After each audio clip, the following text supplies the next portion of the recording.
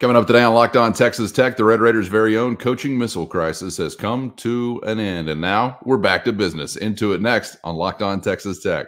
You are Locked On Texas Tech, your daily podcast on the Texas Tech Red Raiders. Part of the Locked On Podcast Network, your team every day. We're going to start this thing off right. Raider!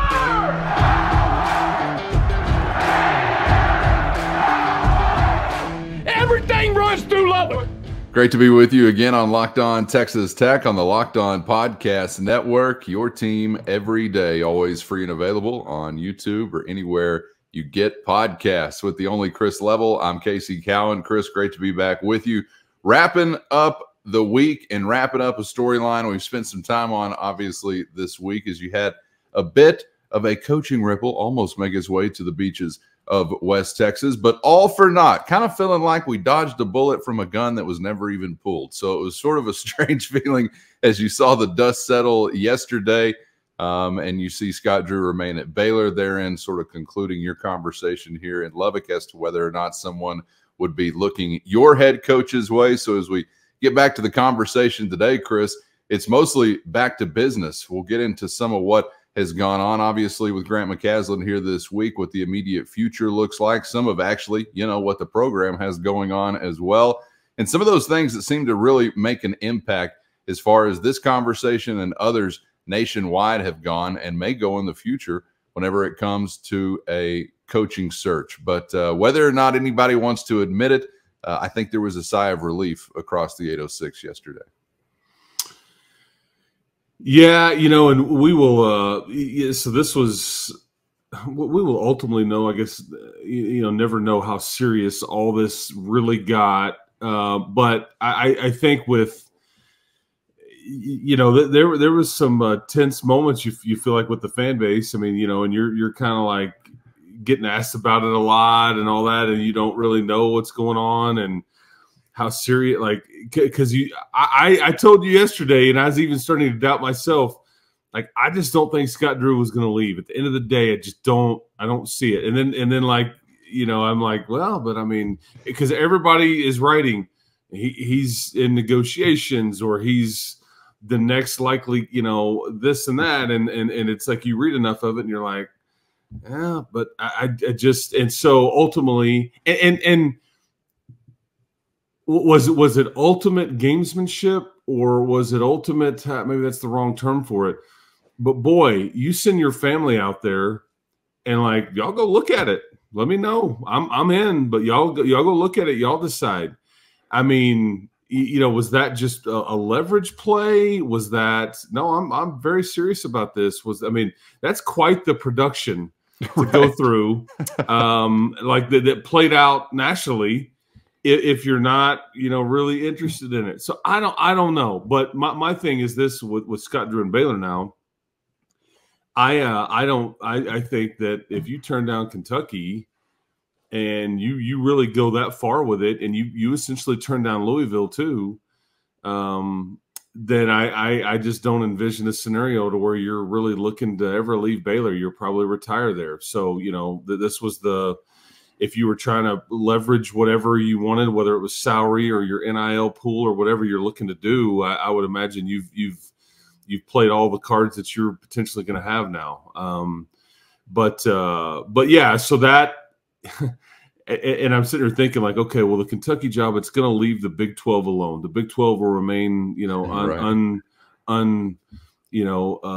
it's not going to be messed with, whatever. And then I guess I was wrong. But from a tech standpoint, yeah, man, you're back to business now. Like, there's no, how much did you really have to worry about? We may never know. But boy, there was people reporting and sure a lot of chatter that it was about to get real interesting around here if Scott Drew would have said yes.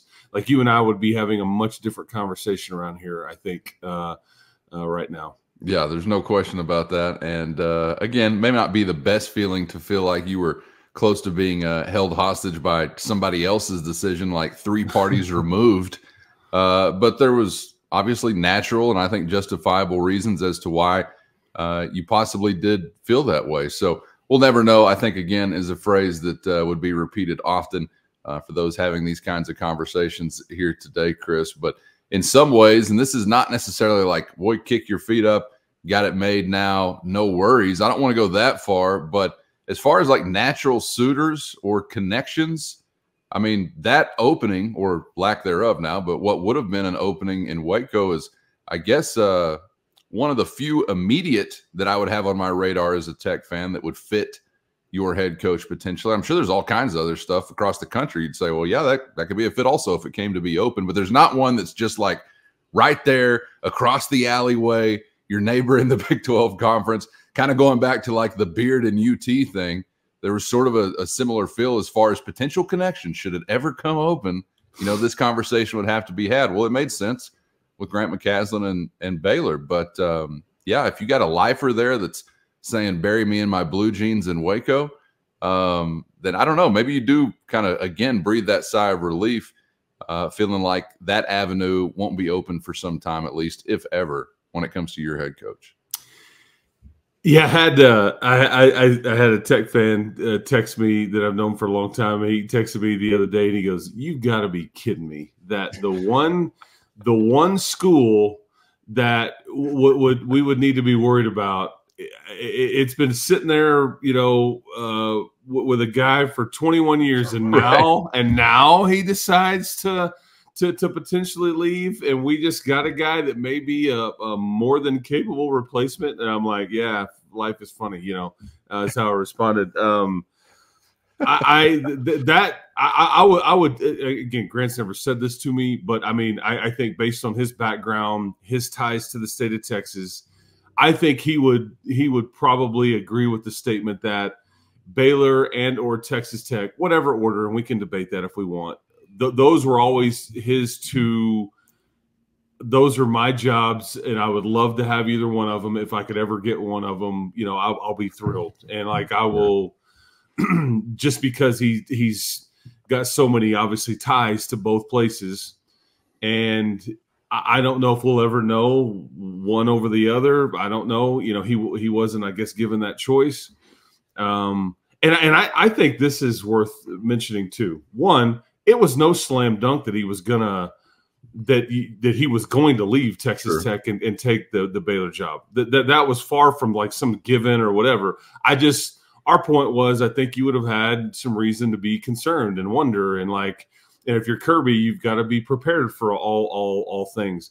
But I also think that for Grant, Jerome Tang, for John Jacobs, whoever Baylor would have ended up with had Scott Drew left, that would have been a tough job, just because that's a lot to live up to. You know, it's always best to follow the guy that follows the guy, if that makes sense. If it's one removed, then it's like, okay, I don't have this mountain of pressure, but to immediately follow the guy that set the standard and won the national championship and all those things, that's what's, you know, tricky. And like Grant coming in and replacing, you know, it was not going to be easy for anybody replacing what Chris Beard had done here.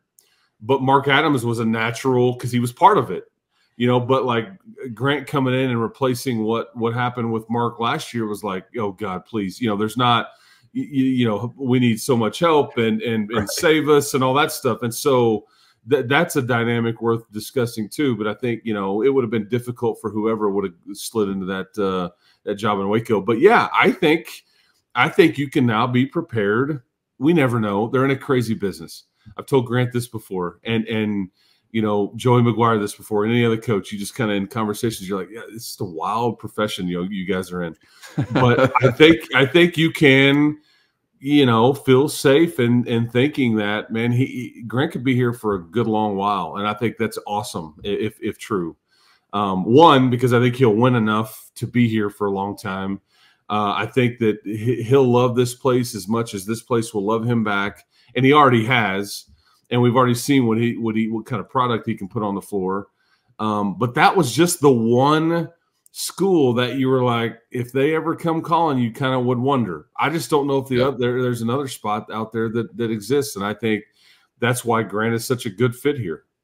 Well, and we'll get to that as we wrap up our conversation in a moment on an NIL front, talking about fit. because there are previous eras where you'd say, well, if this blue blood came calling, then nobody's turning them down.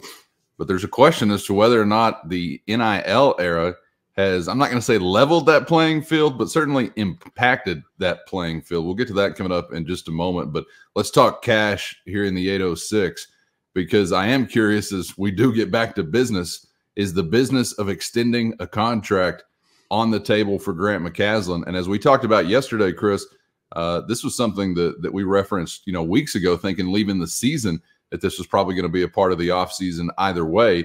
You get into this week and it feels like, okay, now it's really going to be a part of the offseason. But I just wonder if that was something maybe I'm overinflating in my head, or are we going to get to this between Texas Tech and Coach McCasland, you think? First, today's episode brought to you by eBay Motors. And eBay Motors has you covered with everything you need to maintain your vehicle and keep that ride or die ride on the road. Or if you're just looking to elevate your car's game to the next level of performance, they got what you're looking for, with roof racks, exhaust kits, LED headlights, superchargers, and accessories of all kinds to fit your style. Whether you're looking for speed, power, or design, eBay Motors has you covered with over 122 million parts to perfectly fit what you need. So just head over today to ebay.com/motors, where you're going to always find exactly what you're looking for, and with no risk because of eBay's guaranteed fit. Your part is guaranteed to fit just right every time, or your money back, keeping you burning rubber and not cash. With all the parts you need at the prices you want, it's easy to keep your ride or die ride on the road and moving your life forward at ebay.com/motors. eBay guaranteed fit, only available to U.S. customers, eligible items only, exclusions do apply. Wonder if that was something maybe I'm overinflating in my head, or are we going to get to this between Texas Tech and Coach McCasland, you think? Yeah, I think you said it right in that I think something was going to happen regardless, because this is how Texas Tech has operated in recent years based on past precedent. I think Kirby and everybody involved has done a really good job of taking care of their own initially when they've done well. I mean, there was a, when you look back on the Cliff Kingsbury, initial extension, that was criticized years later, but at the time, he had that 7-0 start, finished with an 8-win season and a bowl win over a highly ranked Arizona State team and all that. But you go back, let's see, Cliff, I think Chris Beard, I want to say Chris's extension, it wasn't after year one, maybe it's after year two when you went to the Elite Eight. Maybe I'm off on my years, but I think that's right. I think Mark got an extension after the Sweet 16 run, which you had to buy out of, or you had to negotiate down whenever everybody kind of went their separate ways. I think Joey, after the first year, heck, Joey's contract was announced the day of the bowl game, and you hadn't even played it yet, and then you would go on to beat Ole Miss. So that's kind of been their business model. I think Kirby and Jonathan Boutros and whoever else is involved with those talks, I think they take care of their own, and I think it's good business, and I think that was going to happen either way, but I think especially so now. When you start like going, it's like the old employee that works for you, and it's like, and maybe somebody's trying to poach him away. And I had a guy that owns his own business tell me one time, he's like, I always tell him, if I'm not doing my best paying you what you're worth like right now, and you've got something else down the road that is better off, you should take it, because shame on me for not paying you, what you're worth right now and all those things. And some of these crazy businesses out there, like in banking or, whatever it is when people are just trading employees. But I think if you're Texas Tech, you start to peek at what life could have been like if Grant would have said, guys, it is my alma mater. I love it here, but I just feel like my heart is telling me to go to, and you would have been like, okay, what do we do now? And when you start to peek over that cliff, I think you'll pay Grant well here, I guess is my point. You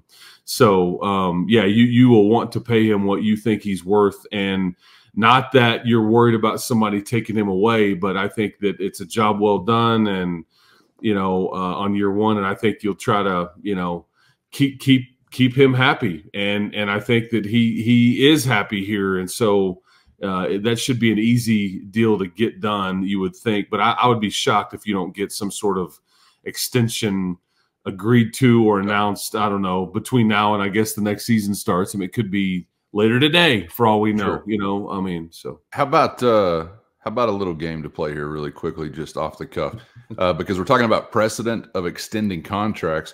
Well, the first precedent also was regrettably an extended contract, that being the Cliff Kingsbury era. So it's like, which precedent do you follow? Are we still quick to the trough to add a little more feed? Are we now skittish or a little gun shy on extending that stuff? But the game I was curious to play with you possibly was going back to Joey McGuire's extension. Do you think in their initial efforts, who achieved more with their teams? Who seemed to be validated more as head coaches, McGuire or McCasland? Because I think maybe you talk record and historically what a win total was for the basketball program. That was a little higher achievement. You talk about what McGuire was able to do in going to the bowl game, finishing the regular season stronger, and then getting that win over an SEC opponent, certainly higher than what the football program had done previously. Not necessarily historic, but was kind of bringing you out of an extreme drought era, it felt like. I think fans are excited to have either one of those seasons and both really buying into those coaches. But if you just kind of had to play that game, who do you think really made the bigger impression, I guess, if you were comparing and contrasting those two? Man, that is because, okay, refresh my memory. Wasn't that you beat Iowa State and Oklahoma and then Ole Miss? You won 3 in a row. Had you won 4 in a row? I think it was 3 in a row. Okay, 3 in a row. I know it was Oklahoma and Iowa State and then Ole Miss in that order. But you also had a winning record in the Big 12, yes? Yep. Yeah, which had been the first time in like a long time. Yeah, like a long time. 09 maybe? Yeah, I think a decade plus, a little over a decade. Yeah, and then beating an Ole Miss team that was pretty highly ranked in that season, yep. Especially like a month before that, they were like top 10.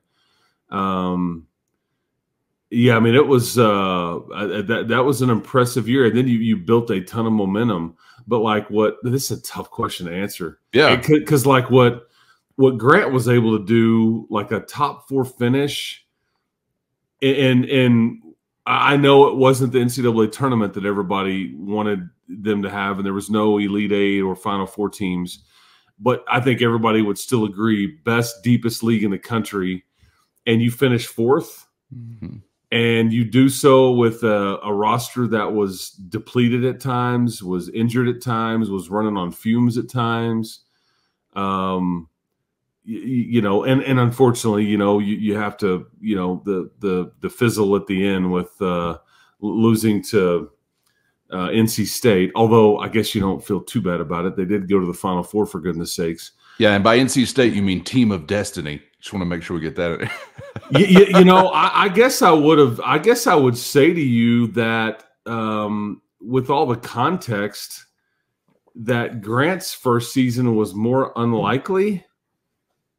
And so with that, does that make it more impressive?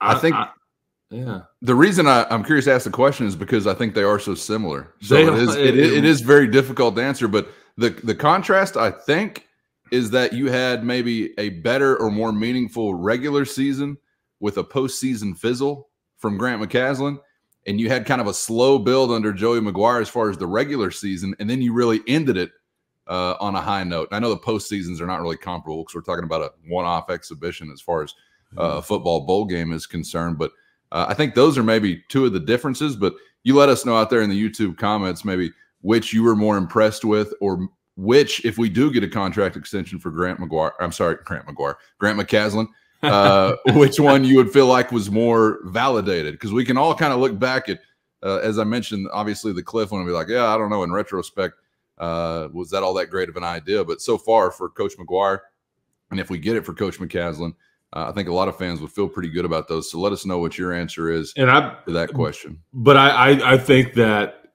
I think Tech will agree that these were equally impressive seasons, and so this is why I think that Grant will be operating on a new contract. Yeah, and I think that's just good business on their part too. I'm bought in. I'll tell you that much. Certainly not gun shy based on any regrettable precedents when it comes to investing in Grant McCasland. No question about that, just from my perspective. So again, let us know what you think from your perspective there in the YouTube comments. As we wrap up the conversation today, Chris, I want to talk about kind of the context of the age or era that we are in. First, today's episode brought to you by Gametime, and you shouldn't have to sweat it out when buying tickets to your favorite events, and with Gametime, you never will, because it's always a breeze using the Gametime app, where you're going to find killer last-minute deals, views from every seat, and their lowest price guarantee. Gametime has deals on tickets right up to the start of the event, and even an hour after it begins if you get a little distracted at the tailgate. That means Gametime is the place to find last-minute seats to any event. Also, the fastest and easiest way to buy tickets. Not just fast, however, also secure and simple to use. So right now, download the Gametime app and create an account and use the promo code LOCKEDONCollege for $20 off your first purchase. Terms apply. Again, create an account and redeem our code LOCKEDONCollege, LOCKEDONCOLLEGE, Locked On College, for $20 off. Download the Gametime app today for last-minute tickets at the lowest price, guaranteed. You've seen some national reporting as it relates to, jobs being turned down or what type of candidates are available to which program, what head coach is looking to leave which program, which you might have previously thought, I thought that was a pretty good spot to coach basketball. Why is it not now all of a sudden? A lot of this traced back to the NIL component. And I think coming into this era, the hope that I had as a fan, and being a Texas Tech fan, a fan of a program of Texas Tech's ilk, there are many obviously similar ones across the country where I think fans would speak kind of the same language. Not a blue blood, not one of those that's the most resourced in your league or has the most history, but certainly one with a passionate fan base, and one that does believe they should be able to compete for hardware ever so often, whatever that number may actually look like. I had some hope that actually NIL might translate to not the rich getting richer, which they were always going to get richer anyway, regardless NIL or not, but some of that middle ground, I guess, gaining ground, if you will, or having a chance to compete by being able to get, passionate or enthusiastic donors involved and things like that. So there's kind of two sides to this, I guess. There's the player aspect. Are you being able to attract better players, better student athletes, more high-profile student athletes, if you're those types of programs with organized NIL efforts? And then there's the coaching part of it as well, as to who is being drawn to X program that's got something going NIL-wise, maybe who's not being drawn to a program that doesn't have it going on so much. I think, like one example we've talked about through the year was like the Oklahoma State men's basketball program. There's been like some frustrations expressed, I guess, as it relates to NIL organization in there. Even with Scott Drew and Baylor, I think some of those same things have been mentioned. It's definitely a new era, but I'm trying to figure out, of course, for our own selfish interests, Texas Tech interests, is it an era that actually could be a little kinder to a program like Texas Tech, given that they do have such an organized NIL effort? What do you think? Well, I saw,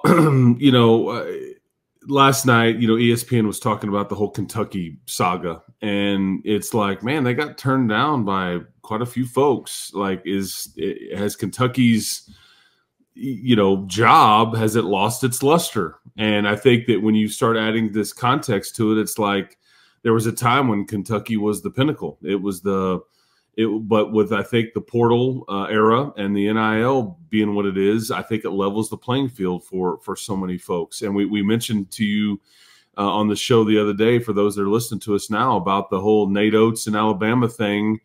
He turns down Kentucky, and then his AD is immediately asking for NIL donations toward men's basketball, right? Publicly, his AD at Alabama.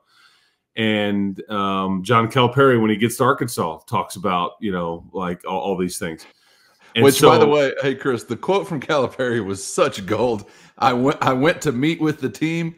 There is no team. Did you see that? I mean, that is just straight transfer portal context, where like a previous era coach, like, what the hell are you talking about? There's no team. No, there is no team. We hadn't put it together yet. I thought that was hilarious.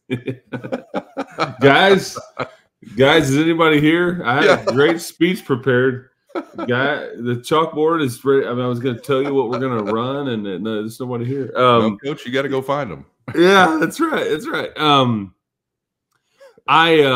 But I think that it has leveled the playing field, and I think like the way it was being portrayed, like on ESPN, and I think this is right. But it's like players don't necessarily care about, and this, I guess, so just understand that it's not this way in every case. Right. But large in part, it's like they're not worried about how big somebody's weight room is or what kind of arena you play in or whatever. It may come down to location.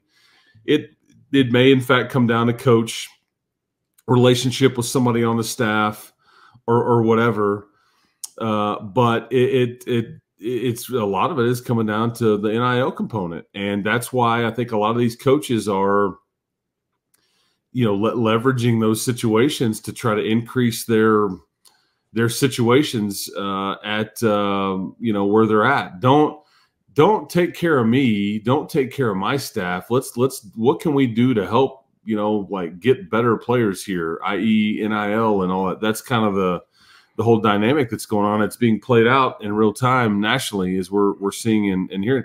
I think the Matador Club is very well organized. I don't pretend to know how all of it, the minutia works, but it was way out in front of everybody. You've got regents on it like Cody Campbell and Tim Culp. So, those are top of the food chain type folks. And then you've got other very, very important donors and all that involved with the Matador Club and all those things. But that's, that may be like, okay, we'll use Grant as the example here, but that may be like Grant's biggest like concern or question, or that's what I need. Whereas like, Scott Drew may be saying the same thing to whatever the Baylor equivalent is, and you hear Nate Oates saying it and John Calipari saying it about Arkansas. He's got, the Tyson chicken and Walmart money. He's rolling around in like Huel in Breaking Bad when he just lays in the, Scrooge McDuck when they just lay on that giant pallet full of money. It's like, man, just leave me alone. Mexico. That's all I'm saying. That's I'm guessing that's there's a lot of storage units that you could stack up that with Tyson chicken and Walmart money that would I'd say so fill up many. But that's just kind of where we're at these days, folks. That's just the reality of it. Everybody's kind of either blatantly talking about it out loud or kind of hinting at it, but it's and so many lines are blurred. But that's just where it's at, and it's that sport. Maybe that leads the way in how it has impacted it. Football is a second, in my opinion, but then everything else just kind of, and yeah, there's some other exceptions and all those things with like different athletes and all that, but large in part that sport is a and in football obviously too, but that's where NIL is affected things the most because. In basketball, man, you just need like 8 or 9 dudes, and like you could be making news, and in the Final Four if you have the right mix and the right coach and all those things. Whereas football, it's like, okay, how do we do this? Where do we even start? Because I can go pay a quarterback all the money in the world, but if all the other parts aren't right, it doesn't it doesn't help me. Yeah, the guy's going to be sidelining probably in a body cast or something like that if he's the only one that's getting paid. I think all the things you ran down there are still on the list as far as, attractions. Oh, yeah, definitely. But they're all still there, but they've been joined by a behemoth of an attraction, that being an NIL component or lack thereof. And I don't know, it may have shot to the very top of the list. I got to tell you, if we're just talking straight cash versus well, this is a great arena and our fans fill it up all the time. I'm thinking, all right, well, maybe a few less fans would be okay if it meant another $100,000 for me, So I just personally putting myself in those shoes. I can see how you get a little distracted by those greenbacks as opposed to maybe what used to weigh heavily in those conversations in prior eras. Chris, before we get out of here, did you see our guy Oberg Oberg yesterday, making his way. Still got to finish his first round, I think, this morning, but making his way up toward the top of the leaderboards. No, I didn't get to see him because they won't show us. That's true. Okay, I'm having to follow it and on other avenues or whatever. But, yeah, the Masters with that weather delay, which we hinted at yesterday, he was a late tee time guy. I think he's through 11 or 12, bogey-free. I think that only Scotty Scheffler was the only other – and he who finished his round was bogey-free. Very impressive. And so it's going to be a – so what Ludwig is going to have to do today is he's going to have to finish up, his first round, and then they're going to reset the pins and everything like that, and then he's going to tee off and so he's going to have he had a short night probably, and he's going to have a busy early day today, but it's such a fun golf tournament to watch, man. And if he can make some noise and just hang in there, make the cut, and kind of man, what an awesome deal that would be for him in his first year there. But it's such great TV, man. And they'll get a TV camera on him if he continues to ascend. Yep, I mean he will earn the right to be shown. Absolutely. Right now, you're getting because you don't know of the big name guys. You don't know who's making the cut. But right now, like Tiger, they were showing a lot of him, and he's kind of like Bigfoot in recent years, where there's not a sighting a whole lot of him, and so when you get him, you take advantage. That's right. He's playing well, and anyway, yeah. Keep an eye on him throughout the weekend, and keep an eye on Tim Tadlock and the Red Raiders, as they got 5 straight now staring down the barrel away from Danlaw Field. Pretty interesting ball games coming up with the Horned Frogs of Texas Christian, and then you're going to Fayetteville, Arkansas for a pair on the other side. Speaking of Tyson Chicken and Walmart. That's right. Yeah, that's right. That's right. And I do think, Kentucky ends up with Mark Pope. They're going to end up with Mark Pope. I am shocked that that's ultimately how this ended up as. But, man, the guy's an alum. It's going to affect the Big 12. Okay, so BYU is going to be looking for a new head coach.